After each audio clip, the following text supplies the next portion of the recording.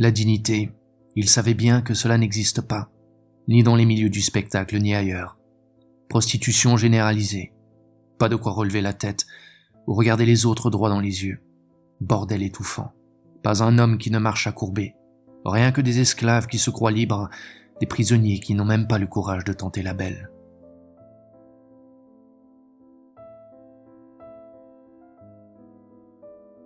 On ne peut pas faire autrement, disait Herman Melville dans Bartleby. On aura rigolé un peu quand même. On aura été un homme, enfin on aura essayé. On aura avalé ses larmes en silence, chaudes et salées. On n'était pas très armés pour la vie, plutôt chenilles, plutôt limaces au départ. Mais quoi, on s'est battu comme les autres. On a fait semblant d'y croire, et comme les autres. Mauvais fils, mauvais frère, mauvais amant, mauvais père, mauvais tout. Il n'y a que cadavre que l'on joue à peu près bien son rôle, et encore c'est à voir.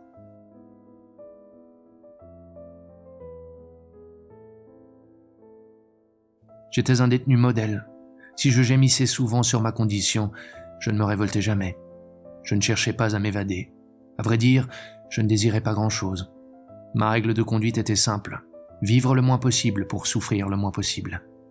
Pas très exaltant peut-être, comme précepte, mais très efficace.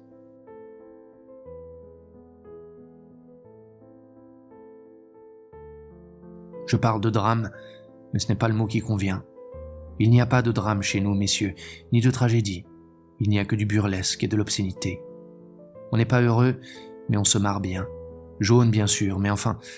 Et puis avouons-le, le malheur fait rire. Ce sont les hypocrites qui prétendent le contraire. D'ailleurs, ils gloussent en secret en contemplant le désordre du monde, nos grands humanistes.